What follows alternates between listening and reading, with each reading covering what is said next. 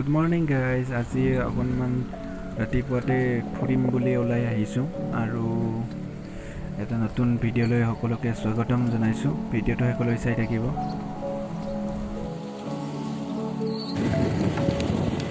আজি বাজাৰ কৰিব আহিছোঁ ভৰি পাই এতিয়া মোৰ লগৰে ৰঞ্জিত ক'ত যাবা বেকাৰীৰ বাজাৰ তাতে এটা ফুলকে ইণ্ডাষ্ট্ৰি বুলি ক'ব পাৰি। ইণ্ডাষ্ট্ৰিটো চাম আজি চাই থাকক। এইটো হাৱে আমাৰ কিমান নাম্বাৰ আছিল 31 নম্বৰ ৰাষ্ট্ৰীয় ঘাইপথ নেশ্যনেল।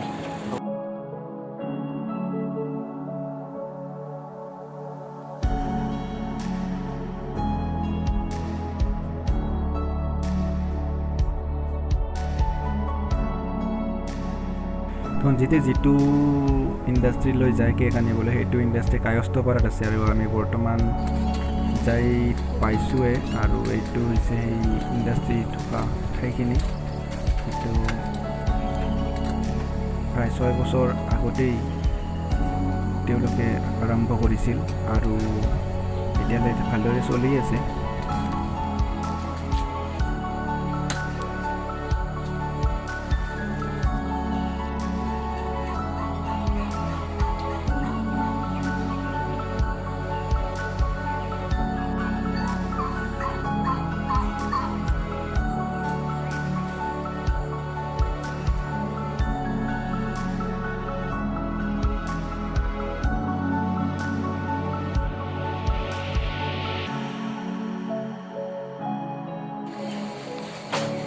কি বুলি কৈছে ৰঞ্জিত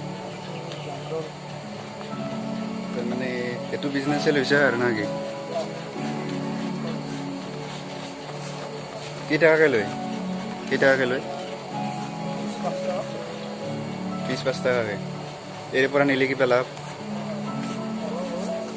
অলপ হয়। বঢ়িয়া বিজনেছ মানে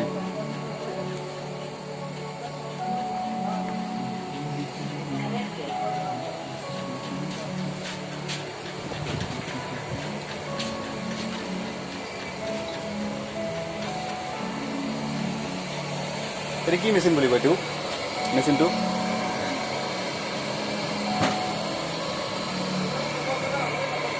কিবা হৈ আছে নেকি ভিতৰত?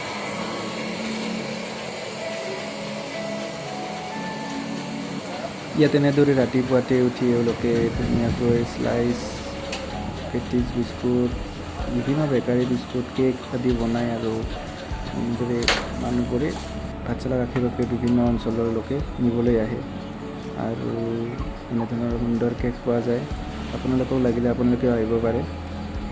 ঠাইখিনি হৈছে কায়স্থপাৰা বুলি কয়, বহুতে চিনি পায় চাগে। এয়া মোকো চাহ দিলে, খালোঁ চাহ।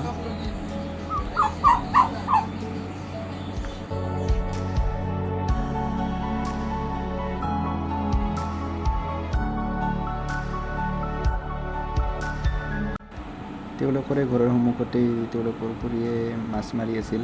এটা পুঠি মাছো পাইছে। বৰ সুন্দৰ পৰিৱেশ।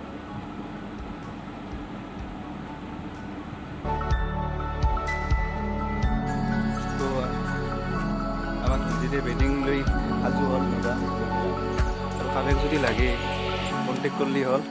ইয়াৰ নাম্বাৰটো মই দি দিম, পূৰা ঘৰত যাই দি আহিব।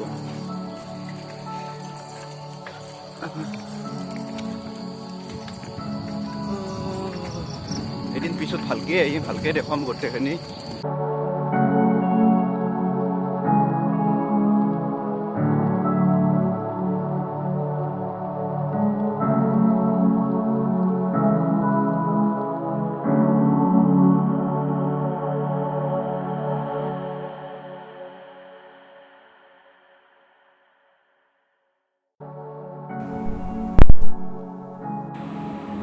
তো ৰঞ্জিতক মই বিদায় দিব লগা হ'ল, এটা বেলেগ কামত যাব লগা হ'ল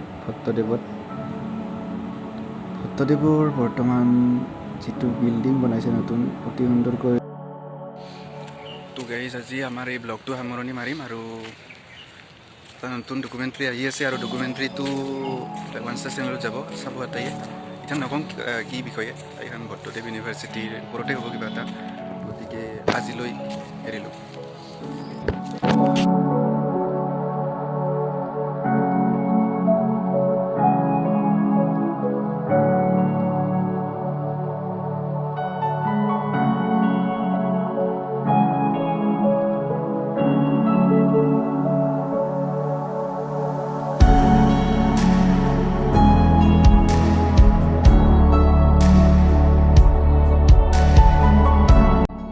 গাইজ থেংকছ ফৰ ৱাচিং এণ্ড ষ্টে কানেক্টেড।